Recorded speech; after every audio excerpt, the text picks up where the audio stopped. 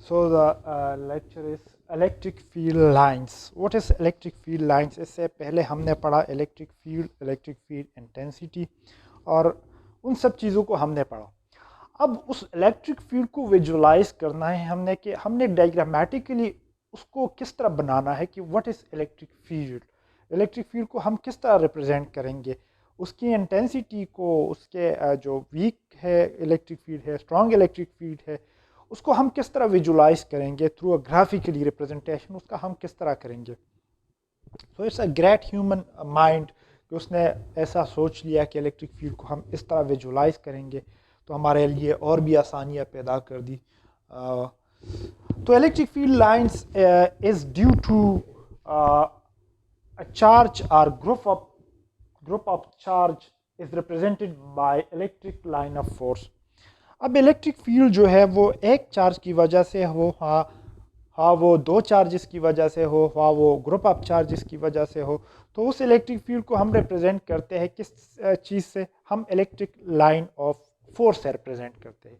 और electric line of force को हम फील्ड लाइंस भी कहते हैं. An electric line of force is the path along which a positive test charge would move.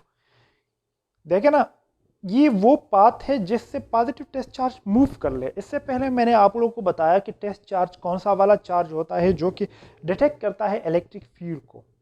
अब मैं आप लोगों को इसको थोड़ा सा विजुलाइज कर लूँ कि किस तरह वो path followed by the positive test charge would move, ये इलेक्ट्रिक फील्ड लाइंस कहलाता है. देखिए, लेट्स सपोज कि मेरे पास दो चार्जेस है ना बन.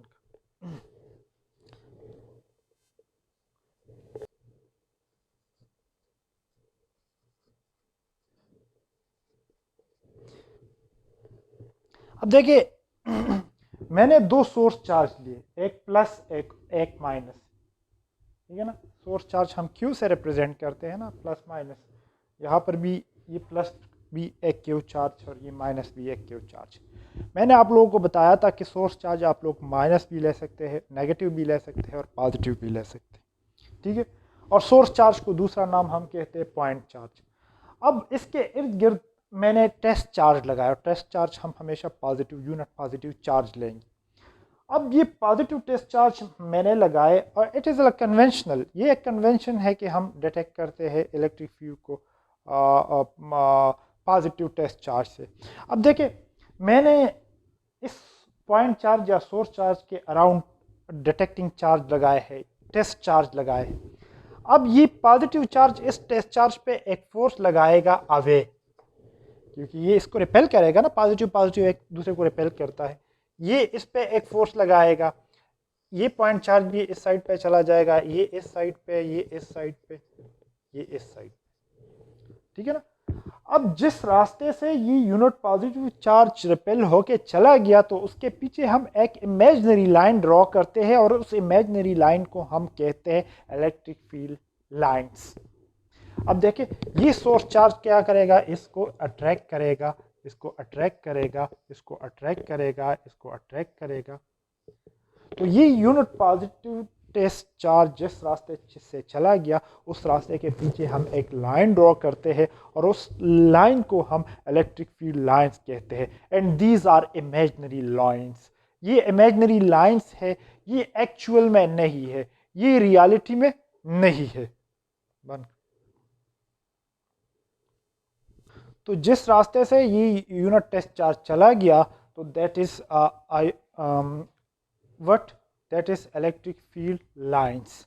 और ये इमेजिनरी लाइंस है, ये एक्चुअल रियल में नहीं है, जिससे हम सिर्फ इलेक्ट्रिक फील्ड को रिप्रेजेंट करते हैं. अब इसके कुछ प्रॉपर्टीज है इलेक्ट्रिक फील्ड लाइंस के. Electric field line directed away from positive charge and toward a negative charge. ये लाइन जो है पॉजिटिव चार्ज से निकलते हैं और एंटर होते हैं नेगेटिव चार्ज में. अब मैंने यहाँ आप लोगों को पूरा कॉन्सेप्ट समझा दिया, ठीक है ना. अब ये पॉजिटिव चार्ज से निकलेंगे, क्यों निकलेंगे, क्योंकि हर एक लाइन पे अगर पॉजिटिव यूनिट चार्ज रख के तो ये रिपेल करेगा. अगर हर एक पॉइंट पे यूनिट पॉजिटिव टेस्ट चार्ज रख के नेगेटिव चार्ज के अराउंड, तो ये उसको अट्रैक्ट करेगा. तो इसी वजह से पॉजिटिव चार्ज से लाइन निकलते हैं और नेगेटिव चार्ज में एंटर होते हैं. लीव और enter the charge surface normally. अब ये चार्ज सरफेस है ना, कोई स्फीयर है, इससे लाइन नॉर्मली निकलेंगे। नॉर्मली क्या है, ये सरफेस है ना, तो इस सरफेस के नॉर्मल में ये निकलेंगे। नॉर्मल मीन्स कि ये 90 एंगल बनाएंगे। ये भी, ये सरफेस है ना, तो यहाँ पर ये 90 एंगल बनाएंगे सरफेस। तो हर एक लाइन जो है सरफेस के साथ 90 का एंगल बनाएगा। नॉर्मल टू द सरफेस ये एंटर और लीव होंगे। Never intersect each other. अब दो लाइन कभी भी एक दूसरे को इंटरसेक्ट नहीं करेंगे।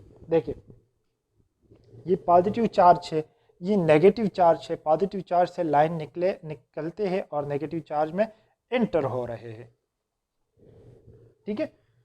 लेकिन ये दो लाइन जो है, ये दो लाइंस कभी भी एक दूसरे को इंटरसेक्ट नहीं करेंगे। देखिए, अगर मैं इन दो लाइंस को इंटरसेक्ट करूंगा तो मेरे पास एक पॉइंट पे दो डायरेक्शन हो जाएंगे। और इलेक्ट्रिक फील्ड इंटेंसिटी एक वेक्टर क्वांटिटी है, एक पॉइंट पे इसके दो डायरेक्शंस नहीं हो सकते, सिर्फ एक ही डायरेक्शन होगा। तो इसी वजह से ये दो लाइंस एक दूसरे को इंटरसेक्ट नहीं कर सकते, ठीक है ना, can never be intersect each other. Density और concentration of electric field line measure the strength of electric field. अब देखें ना, जहां पर लाइन ज्यादा होंगे, नजदीक नजदीक होंगे, वहां पर इलेक्ट्रिक फील्ड की स्ट्रेंथ जो है वो ज्यादा होगी। जहां पर ये अवे होते जाएंगे ये लाइन एक दूसरे से, तो वहां पर इलेक्ट्रिक फील्ड स्ट्रेंथ वीक होता जाएगा। देखिए, यहां पर अगर मैं देखूं तो इलेक्ट्रिक फील्ड लाइन एक दूसरे के बिल्कुल नजदीक नजदीक है। इस पॉइंट पे जो सर्कल है, यहां पर देखिए एक दूसरे के बिल्कुल नजदीक नजदीक है। लेकिन अगर मैं दूसरा सर्कल ड्रा कर लूं, ये जो सेकंड सर्कल है ये अवे, यहां पर लाइंस के दरमियान काफी फासला है, यहां पर लाइंस के दरमियान काफी फासला, तो यहां पर जो कंसंट्रेशन है लाइन का ज्यादा है, डेंसिटी ज्यादा है। जहां पर लाइन नजदीक नजदीक और ज्यादा हो, it means it have a great density. तो डेंसिटी जहां पर ज्यादा होगी तो वहां पर इलेक्ट्रिक फील्ड इंटेंसिटी भी ज्यादा होगी। इलेक्ट्रिक फील्ड इंटेंसिटी की बात मैंने आप लोगों को की, जब आप लोग चार्ज के नजदीक जाएंगे तो इलेक्ट्रिक फील्ड इंटेंसिटी की वैल्यू इंक्रीज होती जाएगी, ठीक है ना।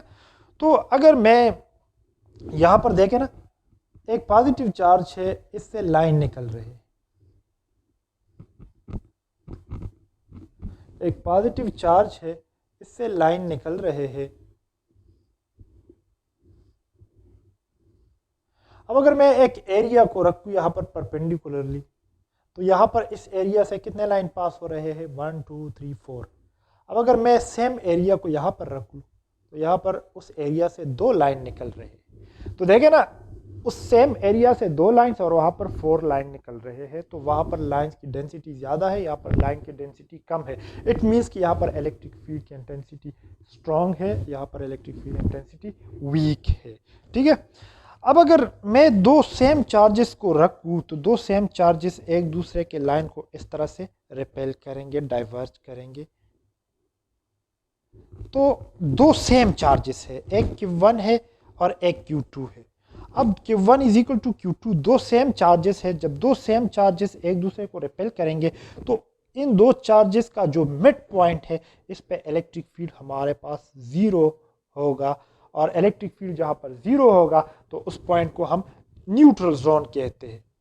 लेकिन यहां पर कंडीशन क्या है, कंडीशन ये है कि दोनों चार्ज सेम होंगे, तो तभी मिड पॉइंट पे जीरो होगा। लेकिन अगर हमारे पास दो चार्जेस है, सेम नेचर के चार्जेस है, दोनों पॉजिटिव पॉजिटिव चार्जेस है, और दोनों जो चार्जेस है ये अनइक्वल चार्जेस है, ये सेम नहीं है, लेट मीन्स कि Q1 is greater than Q2 और दोनों पॉजिटिव है, तो फिर यहां पर जो न्यूट्रल पॉइंट है, यहां पर इलेक्ट्रिक फील्ड कहां पर जीरो होगा फिर। तो इलेक्ट्रिक फील्ड जो स्मॉलर चार्ज है, Q2 इज स्मॉलर चार्ज, तो जो स्मॉलर चार्ज है तो उस स्मॉलर चार्ज के करीब करीब ये जो इलेक्ट्रिक फील्ड है ये जीरो होगा। मिड पे नहीं, मिड पॉइंट पे तभी जीरो होगा जब दोनों चार्ज सेम होंगे। लेकिन जो स्मॉलर चार्ज है उसके करीब हमारे पास इलेक्ट्रिक फील्ड क्या होगा, जीरो होगा। अब एक पॉइंट मैं समझाना चाहता हूँ। इस इलेक्ट्रिक फील्ड के कॉन्सेप्ट को आप लोगों ने समझ लिया, थॉरली कॉन्सेप्ट था, पूरा का पूरा कॉन्सेप्ट था। अब एक न्यूमेरिकल टाइप क्वेश्चन है कि अगर मेरे पास 5 कूलम चार्जेस है और एक साइड पे मेरे पास 3 कूलम चार्ज है, ठीक है ना, और मैं एन के फील्ड को डिटेक्ट करना चाहता हूं, तो डिटेक्ट करने के लिए मैं यूनिट पॉजिटिव चार्ज लेके आऊंगा। तो यहां पर मैंने यूनिट पॉजिटिव चार्ज लेके आया। अब ये इस पॉइंट पे रिपेल होगा, अट्रैक्ट होगा, क्या करेगा?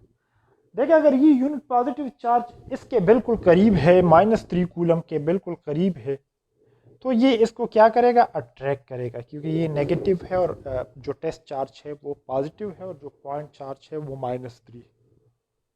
लेकिन अगर ये टेस्ट चार्ज हमारे पास कुछ अवे डिस्टेंस पे हो, कुछ फार डिस्टेंस पे हो और इस पॉइंट पे हो, तो इस पॉइंट पे ये अट्रैक्ट होगा, रिपेल होगा, क्या होगा?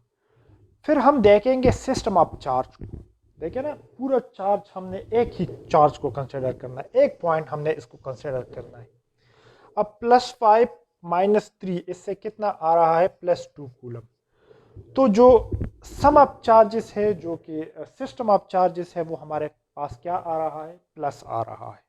तो इस पॉइंट पे हमने सिस्टम ऑफ चार्ज का जो फोर्स है, सिस्टम ऑफ चार्ज का जो इलेक्ट्रिक फील्ड है, उसको कंसिडर करना है। तो सिस्टम ऑफ चार्ज हमारे पास +2 कूलम है। तो +2 coulomb plus minus Q not charge को क्या करेगा? रिपेल करेगा, अट्रैक्ट नहीं करेगा। ठीक है ना? तो ये बात समझने की है कि जो फिर आप लोगों ने जब दो सिस्टम ऑफ चार्जेस हो, तो उसमें आप लोगों ने फिर कंबाइंड वैल्यू को कैलकुलेट करना है। ठीक है ना? अगर in the field of -3 coulomb इसको लेके आए तो फिर तो अट्रैक्ट करेगा, लेकिन अगर in the field of system of charge हम इसको लेके आए तो फिर क्या करेगा? रिपेल करेगा। For the today it's enough. So आप लोग इसको सब्सक्राइब कर ले, इस चैनल को, बेल आइकन को आप लोग दबाएं, ताकि नेक्स्ट जो लेक्चर है वो आप लोगों को उसका नोटिफिकेशन वक्त पे मिले। Thank you.